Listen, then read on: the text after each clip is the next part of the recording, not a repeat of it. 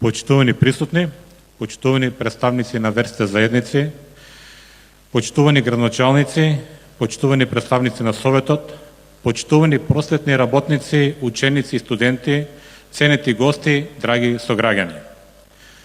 Ви представува чест да ви се обратам во пресред на празникот 24 мај, светлиот ден на македонската просвета, празник на заењето, ден на доброто слово, ден кога се поклонуваме пред делото на светите браќа Кирил и Методиј, кои со својата мудрост, вера и визија ја променија историјата на словенските народи, а и пошироко. Светите Кирил и Методиј се луѓето кои му дадоа глас на народот, луѓето кои разбрале дека писменоста е темел на идентитетот, културата и духовната слобода. Во време кога многу народи немале можност да учат и да се молат на својот јазик, светите браќа ја започнале својата света мисија да создадат писмо разбирливо за народот, да го приближат знаењето до човекот и да ја направат мудроста достапна за секого. Создавањето на глаголицата значеше градење на широк и долг народен пат, пат кон просветлување, кон културен развој, кон идната национална самосвет и духовна слобода.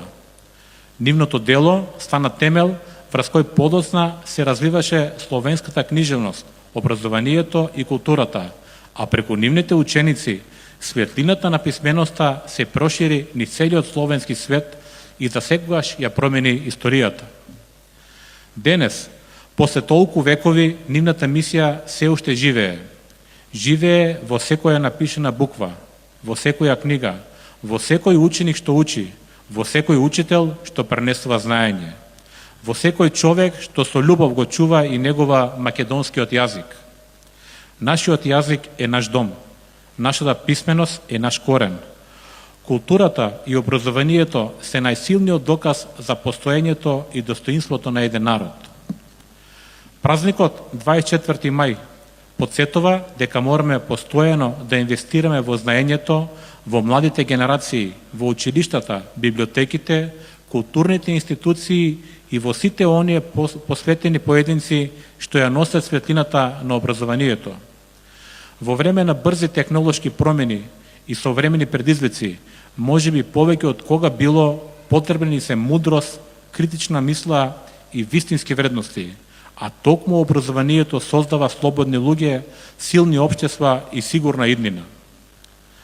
Денес ни представува чест и достоинство да застанам и заедно со стромичката јавност да оддадеме почит на сите просветни работници, на нашите учители, наставници, професори и воспитувачи, на луѓето кои секојдневно тивко и посветено ја продолжуваат мисијата на светите Кирил и Методиј. Да се биде просветител значи да се разводи љубопитност, да се поттикне надеж, да се остави трага во животот на младите луѓе. Почитувани наставници, професори, воспитувачи, ви се заблагодаруваме за сето она што го давате на иднината на Струмица и на Македонија. Вашата улога е непроценлива и вашата работа заслужува искрена почит и поддршка. Драги млади, вие сте продолжувачи на нашето големо духовно и материјално наследство. Во вашите раце е иднината на нашиот јазик, нашата култура и нашето општество. Учете, создавајте, истражувајте. Верувајте во силата на знаењето, затоа што токму знаењето е најголемата моќ што човекот може да ја поседува.